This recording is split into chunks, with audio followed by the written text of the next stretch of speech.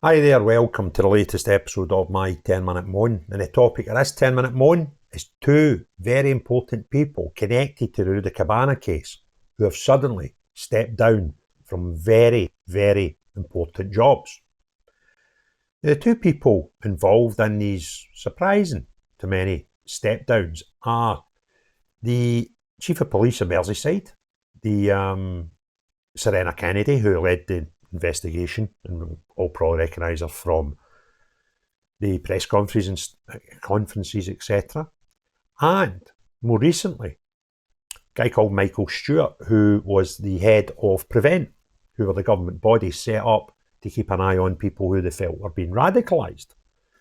Now, both of these people have, one of them walked away already, and the other one, the Serena, the police chief, she has said that she will be retiring in August and give the constabulary enough time to select a new chief constable and to do a handover process.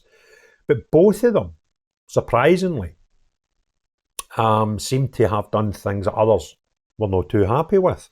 Now, the Merseyside police chief, she let slip, it was something I picked up on and done a video about it at the time, that during the press conference, although we were all getting told there was no terror linked to this, she thanked the terror police for their help up until now and their continued help in the case, where I noticed and thought, well, that's a bit weird. If there was no terror involved, the terror police would have had one look at it, told everybody apparently that there was no terror link, and would have went away to catch terrorists and wouldn't be involved in a mass murder that was the case with Rudakubana. So some people think that might have had a reason, or there might have been other things that we don't know that may have led to her, surprisingly, after only 4 years in the job, and suddenly stepping down. And she said the announcement comes as she moves into the final 12 months of a 5-year contract as chief constable. She's leaving after 4. That's got to be weird. Why would you do that? If you step down for these kind of jobs, normally it will have an impact on your severance and your your pensions, etc. Because if you were there for 5 years, obviously you get more money getting put into these things than if you go after 4.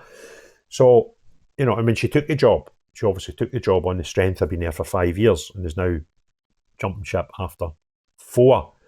So it is a bit the strange side, although the police commissions, etc., have come out and said that, she's done a good job and we wish her well. So nobody's saying anything bad about this. But I think when you start looking between the lines, then you can actually see that there's something a bit weird. So she stood down first, or handed her notice in, until it was all that she's leaving in August. And that happened on the 13th of March. That was a fortnight ago. But then today, it's came to light that the head of Prevent, this Michael Stewart, he's left his job. And some people report he's left. Some people are saying he's leaving. So he doesn't sound as if he's retiring or, again, surprisingly no sacked. But his failings that have led to him might be more obvious. There was a damning review that put in place that this Prevent group had 3 different reasons to contact and had to contact with Axel Rudakubana on 3 occasions and let him slip through the net.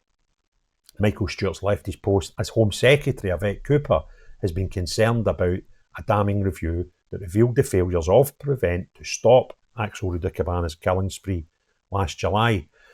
A quick Prevent learning review. And again, I was like, when I heard that this was due to a sort of review, I thought, well, that's kind of quick.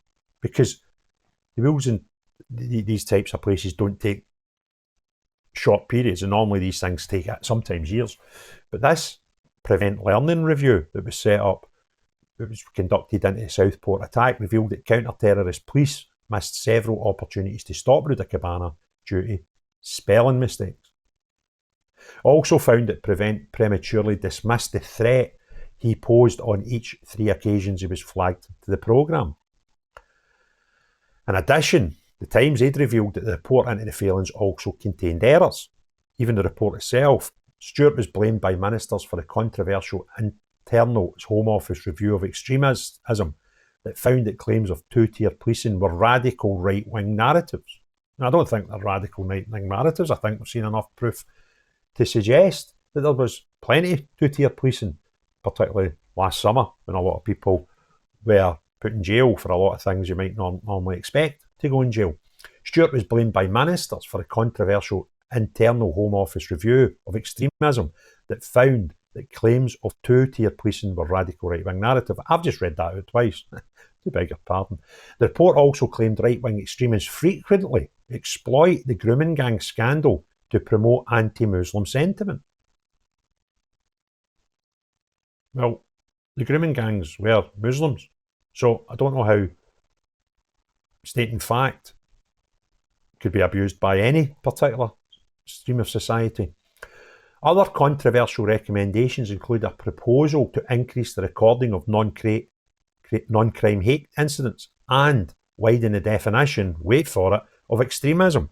Now, there has been suggestions made that when you look at the amount of people who are extremists and under the watchful eye of our intelligence services, the figures for Muslim ones are quite high. It's like 80% or something. However, on Prevent's books, they only suggested something like a third, certainly less than the majority of people in their books. They're the people tasked with reducing extremism, were indeed Muslim extremists. So there was lots of suggestions made that they were trying to fudge the figures. Now, if you then widen the definition of extremism, you could then widen the boxes that you could tick for people who are extremists. And that would also help give probably a different picture from the one seen at the hard end of our police and investigation and intelligence services. And this Prevent were all trying to do that. It stated the definition should no longer be based on specific ideologies, such as Islamism or far right, but on behaviours and activity of concern. So again, this is a group who are quite clearly trying to almost erase any notion of Islam being attached to any type of extremism. And this was because of the dizzy range of beliefs and ideologies we see. Now, this is a group who had a guy who was eventually caught with rice and a poison and an Islamist extremist instruction manual on how to do a lot of things. And they kind of don't want to have Islamic extremists highlighted. And 3 times, on 3 occasions, they failed to identify him to be such a risk that he went and had a mass murder with 3 beautiful young girls. Following the release of the report in January, Dan Jarvis, the Security Minister, issued a statement announcing that he and Cooper had rejected its recommendations. The report was commissioned by the Home Secretary in August after the riots sparked by the Southport murders. So you can see where I'm like, all right, so you wanted this report to be commissioned in August, and by January it was finalised. Quite quick, isn't it? It does prove that the government can put wheels in motion quite quick when it suits them. And it makes me wonder, there seems to be 2 people pushed out the door of their jobs because of mistakes that were made or things that government were not happy with during the Rudakubana investigation, and then obviously led to the trial and everything that happened around that. But also, that does make me wonder,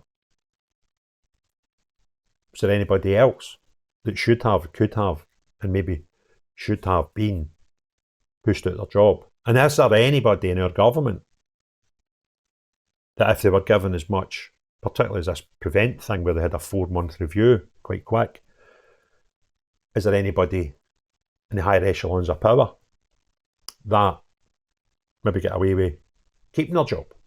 Well, these 2 people, certainly the police officer, the police chief constable, may, if there's been any suggestions, any pressure put on her to step down. I just find it weird that a woman in a 5-year contract is leaving after 4 years and after such a big, high-profile case where lots of people were unhappy with lots of things that went on. But that's the society we live in now. So, do you want this video to be seen by more people? Then thumbs up, click that, put some comments in and hit the share button, or do any of those or all of those. And if you've not already done so, please consider subscribing to the channel. The most important thing of all, As long as you're not the type of people that put pressure on people to leave their jobs, or the type of people that push through quick reviews when it suits you and potentially find patsies. No you. But everyone else, have a great day. Cheerio, bye now.